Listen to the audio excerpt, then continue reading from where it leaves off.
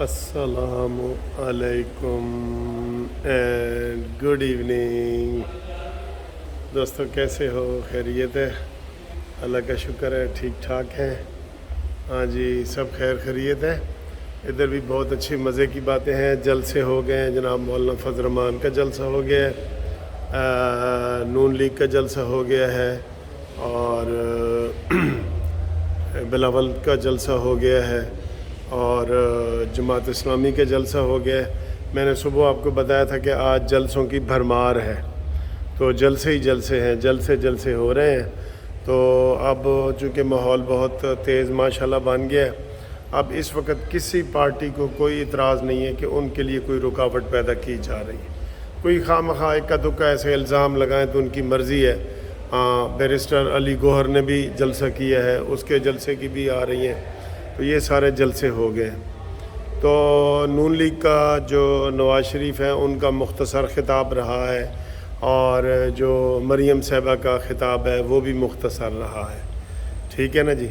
تو بورے والے میں ان کا خطاب تھا، لیکن انہوں نے بڑی اچھی باتیں کی۔ مریم نواز نے کہا جی کہ پنجاب میں لوگ آ کے برائی کرتے ہیں نون لیگ کی، لیکن جب وہ دائیں بائیں دیکھتے ہیں تو کہیں ان کو پل نظر آ رہا ہوتا ہے، کہیں اورنج ٹرین گزر رہی ہوتی ہے، کہیں میٹرو گزر رہی ہوتی ہے، کہیں موٹر وے گزر رہی ہوتی ہے، تو وہ بیچارے خود ہی شرمندہ ہو رہے ہوتے ہیں کہ یار اسی تو اتنے تنقید کرنا آیا۔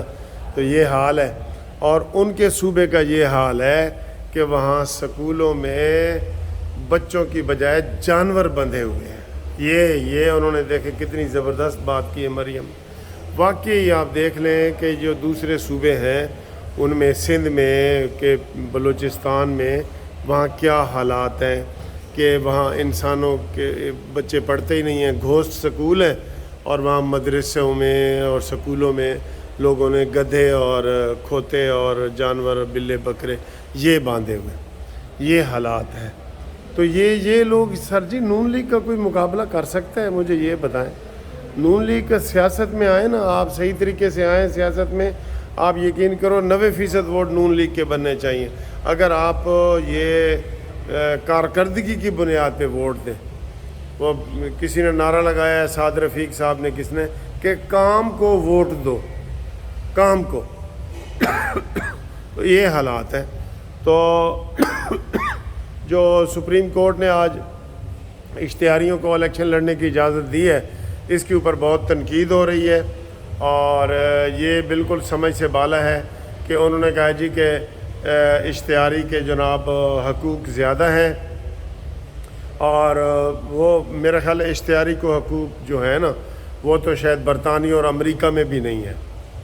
جو اشتہاری بن جاتا ہے تو یہ کس طریقے سے یہ کہا جا سکتا ہے کہ اشتہاری کے بھائی وہ اپنے آپ کو پہلے قانون کے سامنے سرنڈر تو کریں۔ یہ تو کوئی پھر تو آپ کسی جس کو سزا ہوئی ہے اس کو بھی نہ کریں۔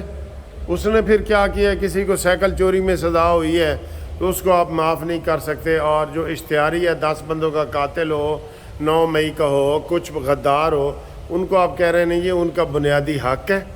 یہ اس کے اوپر بڑا تبصرہ ہو رہا ہے، اور بڑا وہ ہوا ہے۔ اور اس کے باہر نکلتے ہی وہ سینیٹر علی ظفر نے کیا کہا ہے؟ کہتا ہے پورے پاکستان کے اشتہاری جو ہے نا ان کو مبارک ہو، اور ان کو اب اجازت مل گئی ہے، وہ الیکشن میں حصہ لے سکتے ہیں، ان کو کوئی نہیں روک سکتا۔ یہ دیکھیں کون سا کلچر اس سے بڑھے گا۔ اس لیے میں کہہ رہا ہوں کہ اس کے اوپر بڑی تنقید ہونی ہے، بہت زیادہ تنقید ہونی ہے کہ یہ کس طرح کا فیصلہ ہے۔ بھائی کوئی قانون آئین کی کوئی پاسداری نہیں ہے۔ آپ آئین کی خلاف ورزی کریں، قانون کی خلاف ورزی کریں، تو آپ یہ کہیں کہ جناب نہیں جی ادھر وہ اس کو انسانی حقوق حاصل ہیں اور وہ یہ چیزیں نہیں کر سکتے۔ نہیں، یہ غلط ہے، بالکل یہ غلط کر رہے ہیں۔ بالکل ان کو پہلے وہ قانون کو اپنے سرنڈر کریں، ضمانتیں کروائیں۔ انہوں نے تو یہ تک کہہ دیا ہے سپریم کورٹ نے کہ اگر وہ کاغذات نامزدگی کے لیے خود پیش بھی نہیں ہوا نا تو پھر بھی اس کو الیکشن لڑنے کی اجازت ہے۔ یہ بڑا خطرناک فیصلہ آپ کہہ سکتے ہیں کہ یہ بڑا خطرناک فیصلہ ہے، اور اس میں انہوں نے کوئی کسی قسم کی پابندی ان کے لیے لگائی نہیں ہے کہ پہلے ضمانتیں تو کروا لیں، قانون کے سامنے پیش تو کریں۔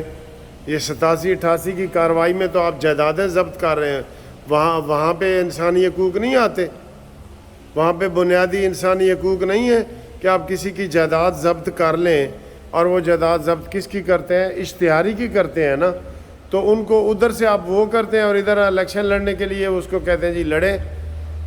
تو پھر میں نے تو یہی کہا ہے کہ کچے کے جو سندھ کے ڈاکو ہیں ان کو بھی اجازت دے دیں، وہ بھی الیکشن لڑیں، اور جیت گئے تو ٹھیک ہے، وہ پھر توبہ طیب کر لیں گے، نہیں تو اپنے ڈاکے شاکے اپنا بزنس جاری رکھیں گے۔ یہ غلط ہے، بالکل غلط ہے۔ اس لیے میں یہ کہہ رہا ہوں اس کی اپیل ہونی چاہیے، انٹرا کورٹ اپیل جو سپریم کورٹ نے ابھی نئے قانون کے تحت کی ہے نا، اس کی اپیل ہونی چاہیے، نظر ثانی ہونی چاہیے۔ یہ بالکل غلط فیصلہ ہے، غلط ہے یہ فیصلہ۔ اگر نون لیگ کی وہ جلسے کے حوالے سے کیا جائے تو ماشاءاللہ بڑا کامیاب جلسہ تھا، بڑا جلسہ تھا، بڑا۔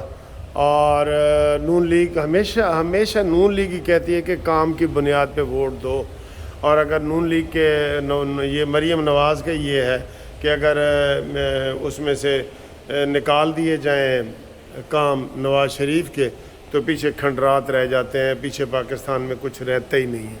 یہ بات حقیقت ہے، بالکل یہ حقیقت ہے کہ پیچھے کچھ بھی نہیں رہتا اور کھنڈرات رہ جاتے ہیں، جہاں پہ ہم کوئی نہ بس میں سفر کر سکتے ہیں نہ کچھ۔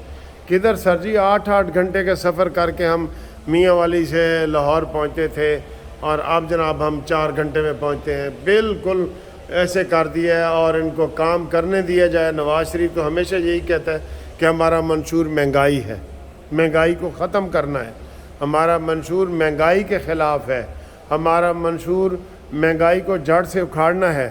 اور آج نواز شریف صاحب نے پوچھا ہے کہ بھئی میرے دور میں روٹی کتنے کی تھی؟ انہوں نے کہا جی 4 روپے کی تھی، تو ہن 20 روپے دی بھی نہیں ملتی، 25 روپے دی، 25 روپے دی۔ تو انہوں نے کہا جی انشاءاللہ نواز شریف آئے گا، 10 روپے کلو سبزیاں تھیں، سبزیاں اسی چیز پہ لائیں گے۔ بالکل منشور کا یہ حصہ ہونا چاہیے۔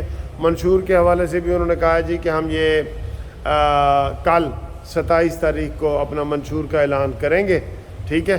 تو میں یہ کہتا ہوں کہ بالکل یہ ان کے منشور میں یہ حصہ ہونا چاہیے کہ ہم 2018 والی قیمتیں واپس لائیں گے۔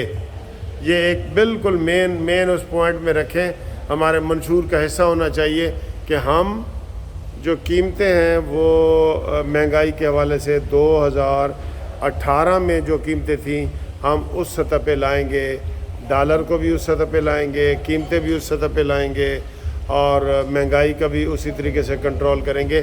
یہ مین منشور کا حصہ ہے، کیونکہ مہنگائی کے حوالے سے ہی نون لیگ سارے جلسے جلوسوں میں مہنگائی کا کرتی ہے۔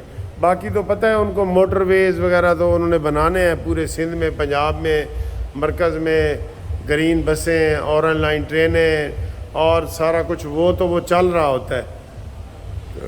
عوام کو جو ریلیف آپ نے دینا ہے نا وہ مہنگائی کے حوالے سے دینا ہے، یہ اس کے اوپر ہی سارا ہونا چاہیے۔ بہرحال نون لیگ نے اپنے منشور میں تاخیر کی ہے، تو ہم امید کرتے ہیں کہ کل جو منشور آئے گا وہ دھماکہ دار ہوگا اور لوگوں کو پسند آئے گا، اور وہ سب منشوروں سے سبقت لے جائے گا، ٹھیک ہے۔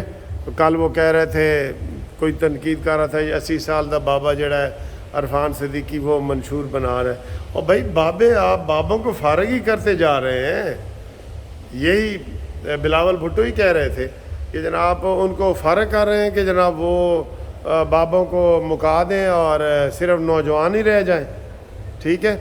اور باقی یہ جو ارشاد بھٹی وغیرہ کا میں نے پیچھے بھی کرایا ہے، ان سب کو کوئی اجازت نہیں ہونی چاہیے کہ وہ اڈیالہ جیل میں جائیں اور سب ملاقاتیں کریں۔ یہ میں نے آپ کو بتایا کہ عمران خان نے یہ جو سپرنٹینڈنٹ جیل کے ساتھ جھڑپ کا واقعہ بیان کیا ہے نا، یہ خود ساختہ ہے، جعلی ہے۔ عمران کو جیل میں ہر قسم کی سہولت میسر ہے اور وہ انجوائے کر رہا ہے، ماحول کو، کھانے پینوں کو، سب کو، اور جیل سپرنٹینڈنٹ کے ساتھ اس کے ملا ہوا ہے۔ وہ میں آپ کو یہ بتا رہا ہوں، یہ عمران کا طریقہ ہوتا ہے کہ جو اس نے کام نہیں کرنا ہوتا اس کا شور کرتا ہے، اور جو کرنا ہوتا ہے وہ اس نے نہیں کرنا ہوتا، اور یہی اس میں بھی یہی فلسفہ ہے۔ وہ جو اس کو جیل سپرنٹینڈنٹ کے خلاف باتیں کی گئی ہیں اس میں بھی یہی چیز ہے کہ یہ جناب اصل میں انڈر ہینڈ ان کے ساتھ ملاقات ملے ہوئے ہیں اور وہ یہ کر رہے ہیں۔ اس کا فوری طور پہ نوٹس لینا چاہیے. ٹھیک ہے sir. Thank you very much for watching this video. اللہ حافظ.